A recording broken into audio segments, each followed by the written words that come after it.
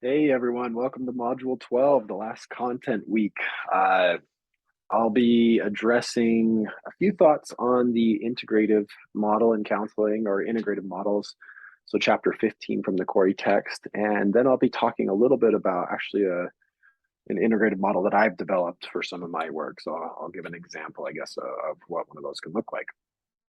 Uh, so I guess to start off with, I appreciated some of Corey's thoughts, particularly about how sometimes there can be what appear to be like theory wars, where it appears like one's like basically saying that they're the best theory, that they apply to, they apply the best to this client population or this client population.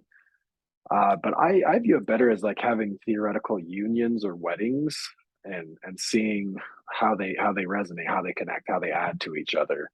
Uh, so I just kind of wanted to name that possibility as well.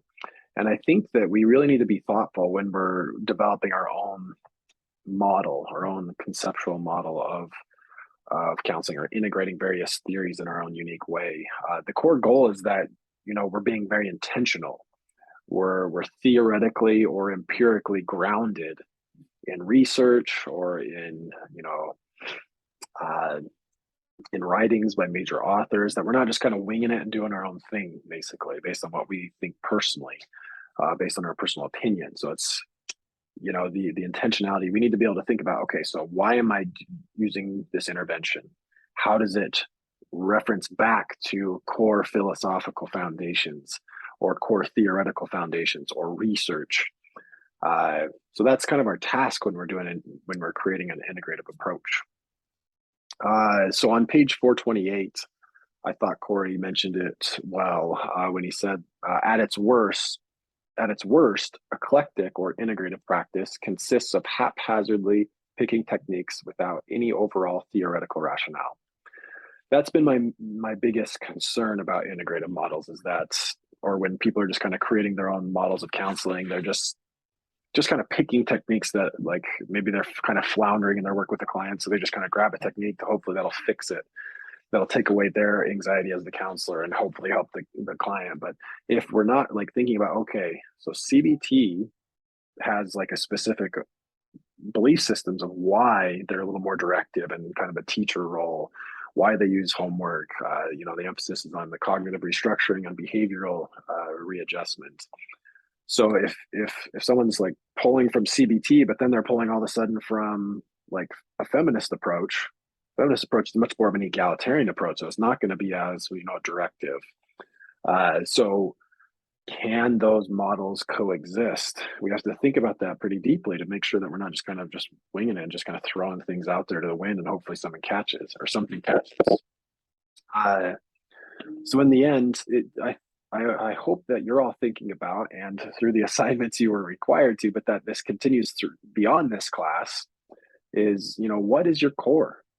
What's your core of what you believe as a person, and then what you believe and how you resonate with the different philosophies, theories, and research of the various approaches to counseling. So how can you kind of find that core so that you can stay consistent with that foundation? That's one of the key tasks then, and if you're going to be integrating, various approaches. Uh, let's see here. Oh, and I think something that can aid in that is on the Corey text from pages 437 to 439. There's just bullet points that talk about like the goals of counseling. So thinking about, what's the point of counseling? What do we hope to get out of counseling? So from the various approaches, like according to one approach, it might be uncovering the unconscious. So that might be like a Jungian or a psychoanalytic approach. Creating social interest would be the key goal for Learian. Finding meaning in life, existential, etc. So just going through those bullet points between pages 437 and 439 might be helpful as you kind of reflect and chew on, what do you view? How do you see the key goals of counseling, and then how do those resonate back to various theories? And then I guess the last point before I go into the model that I've put together is, I hope you also see that culture is a trans theoretical and trans empirical element of counseling. So no matter what the theory is, you can always integrate a multicultural lens, to view and attend to culture no matter what the approach is. Some of the founding theorists in some of the approaches might have done that to a larger or a lower degree than the other, but we can still bring in that multicultural lens, particularly about, I'm thinking about the multicultural counseling competencies of, reflecting upon our culture, the cultures that we belong to, being able to research and understand, and work with the client to better understand their cultural framework, and then getting those techniques and interventions to be able to know how to attend a culture. Once again, the multicultural counseling class that you'll be taking will cover those in more depth. All right, so at this point, I'm going to share my screen and share a little bit about what I call the life purpose conceptual model. Okay, so here it is. So the life purpose conceptual model kind of sparked from an existential as well as a person-centered framework. So those would be the two kind of humanistic theoretical core foundations for this model that I developed. And this model that I developed was actually during my career counseling work. So I was the manager of career counseling at the University of Wyoming, and I worked as a career counselor before that. And I just started to notice that my approach to career counseling was a little bit different. It was bigger than just a job. I didn't see career as just a job. Career was more of like a life work. So they could fit multiple jobs into that or other life roles, So I just noticed that my work tended to go that way. Maybe a student would come in and start talking to me about, deciding on a major, but then it became bigger. Like there's family friction, there are family expectations. They to various degrees, maybe some of them cared a lot about money and some of them cared a lot more about meaning through their career. Some of them really wanted to attend to how to balance family responsibilities with, the work obligations that they chose. So career really brought up it's almost like, what type of life do I want to live? What kind of life context do I want to establish for myself? So I noticed that the clients that I started working with really started to just connect to purpose. Like, what is purposeful to you in life? And then how can we collaborate together to help you create that purposeful life? And then how paid employment fits into that purposeful life. So I'll go through a few of these elements here. So these first four boxes at the bottom are what I call the foundations. So freedom and responsibility, empathy, openness, and authenticity. So this is almost like the core conditions of this life purpose conceptual model. And you'll see empathy and authenticity or genuineness are the core conditions or two of them from Rogers' person-centered approach. The freedom and responsibility is very existential, and I'll talk about openness, how that connects in a moment. But these four foundations are basically the climate that needs to be established with career counseling clients. So I'll keep attending to career counseling because that's how I developed this model originally. So for a client to be able to move towards like a sense of purpose in a career and in their life in general, I found that they had to embrace their freedom and responsibility. So they had to embrace like, okay, I'm free to make this choice. Maybe they felt imposed upon by culture or by their family or family pressure to make certain choices. But those often held them back from moving towards a purposeful career. Because it's more like, it's an external locus of control. It's like, here's what they want me to do. So I'm doing this for them rather than for a sense of what I feel is meaningful. And I think those can exist together. They can feel that something's meaningful and it's, aligns with family, expectations. That can occur too. But sometimes there's friction for certain students, whereas like, okay, I feel a big contrast between, I don't feel free, I feel trapped. So once students begin to integrate this freedom, they feel more free. Then there's almost like this weight of responsibility. It's like, oh no, okay, I wanted this freedom, but now there's a big weight on my shoulder. How do I choose among so many options? How do I don't even really know myself. So they had the responsibility and the task to better understand themselves, to work on that ambiguity of not having a clear direction. So that's a little bit about freedom and responsibility, that foundation. Empathy really has to do with Roger's core condition, being able to attune to the client or to the student, their emotions, their deep level, like self-awareness of their emotional reactions. And has Rogers, accurate empathic accurate understanding at a really deep level of what they're experiencing, being able to communicate that back to the client was often foundational to them kind of accessing a deeper level of awareness of what's meaningful in their life. So openness actually kind of has to do with uh, unconditional positive regard to a certain extent, but I think it strays from that a little bit. So openness in this model has to just do with the client being able to be open to themselves. Sometimes clients are very like hard on themselves and think negatively of themselves, or think that certain ideas that they have for their careers are stupid or they're not realistic, so they kind of shut themselves down, and those likely came from early messages from caregivers or from family of origin. So a lot of times, being able to experience a relationship where they can be open to themselves, where they can feel like, okay, this other person is open with me. They're accepting of me.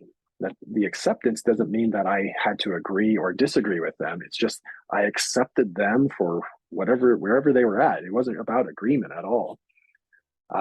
So when they started to experience openness from me and from themselves, then it kind of opens them up to pursue or consider larger career or life choices. And all of this leads to authenticity. So they're better able to kind of embrace who they truly are and live a congruent, real life. Uh, so those are the foundations. If I'm successful in helping the career counseling clients, that means that these elements that are kind of this humanistic and existential core, those conditions are there. So once again, these are both kind of humanistic existential approaches, but I drew from Viktor Frankl, from Irvin Yalom, from Rollo May on the existential side, and then from Carl Rogers on the person-centered side. So kind of bringing to a union, integrating those two theories, even though they're similar, but they are different. But in this model, I kind of brought them together with these foundations. So what I noticed when in career counseling is if I had established a relationship where these foundations were present, that clients naturally started to explore these 6 different areas. They would talk about their values, what's most important to them in their life, those principles, those core values of who they are as people. They talk about what are these energy sources, what experiences in life really invigorate my spirit or invigorate my energy level, so that it's almost like I am more energized after the experience rather than drained. And we'd also talk about that other side of that spectrum of, what experiences drain your energy, where you're left kind of raw and running on empty after the experience. So these are often almost like little clues into purpose. So what's energizing can be a clue into purpose. What's most important, those values, is a clue into purpose. Beginnings and endings. I'm actually not going to go a lot into that. I'm kind of wrestling with this one. I almost actually see this one more as a foundation for now. But overall, it's just kind of beginnings and endings have to do with that we're always facing crossroads in life, so that certain life spaces are ending, which then means that a new life stage is emerging. So making sense of those crossroads is a big part of purpose, at least for a lot of clients. So suffering kind of has to do with Viktor Frankl's work with logotherapy, of finding meaning in suffering. And so part of some clients' purposeful career work is finding that there's certain individuals who are suffering in the world, and how can my work help ease their suffering or help them in their suffering. And it also has to do with like, how are the clients suffering in their life, maybe through mental health conditions, and how can they work through that suffering to be able to move towards purpose. Maybe their suffering is a block to their purpose at times. So sometimes the career counseling work is really just mental health counseling to work through some of their issues so that they can move towards that more fulfilling life. So inheritance has to do with like genetic, biological inheritance. So this is almost like personality theory. So Jung actually connects to this. This is where I integrate from these techniques. I integrate more broadly than just the humanistic and the existential. But so Jung really was part of like the MBTI types. He was one who really was foundational. If you've heard of the MBTI types, if you haven't, you'll hear about it in the career development course. But we just kind of come into the world with natural preferences. So that's kind of the genetic. And also we could come in with disabilities or inhibiting factors that need to be dealt with or responded to as we move towards purpose. And we also have our family of origin inheritance. We inherit like traditions and norms in our family of origin. Then culturally, we inherit our cultural beliefs and values and perspectives. Then I also bring up for some clients, spiritual inheritance is important, whether that's faith-based or non-faith-based, wasn't really relevant, but some clients kind of resonate with this spirituality and how they feel like they kind of have a core essence that they're trying to embody in their career work. Then holism has to do with, are they a whole person? Kind of like the wellness model in counseling. So are they able to balance the various life roles that they're playing so that they can, kind of find a balanced, purposeful life where their various needs are being met. So that kind of brings in Maslow's work, another individual called Donald Super, who's a career development theorist. So as you can see, like I referenced Jung, I referenced Donald Super. Values actually has to do with motivational interviewing a little bit. They do values card sorts in motivational interviewing, and that's a technique that I've actually utilized in my career counseling work. But so these are a lot of kind of on the surface what's talked about, but this is the core. So the reason why I talk about values is because, that kind of helps them open up towards their authenticity. We need to be empathically in tune to the client so we can kind of hear what those core values are and how they emotionally, impact the clients. And that could go for all these different themes here. So I hope I went through this really fast. I get excited about it too. And so I might have kind of made some mental leaps here and there that might have been a little confusing. But overall, this is one example just that I've developed in my work of an integrative model. So the core is that person-centered existential, but then I draw certain techniques from other approaches. But in the end, they're all in service of helping facilitate this kind of core foundational climate so that they can kind of deeply experience these themes up here on the surface. So this is, like I said, this is just what I developed in career counseling work. But you'll learn that career counseling work is actually really similar just to all forms of counseling, using the same counseling skills to help clients move towards their goals. But yeah, I think if you have any questions or if you want to discuss, integrative models, I'd be happy to talk more. But it's something I think is really important in counselor training is sometimes we just start doing things. So that's the core message that I hope you get from this, that you're not just kind of unintentionally doing things, but you're intentionally considering, okay, why would this be of service to the client? How would this help? How would this avoid doing any harm? So how do these various theories come together, well to work with each other rather than kind of, battling against each other, not really a clear rationale of why we're doing what we're doing. All right, so I'll stop sharing at that point and look forward to this last content week as we start wrapping up the semester.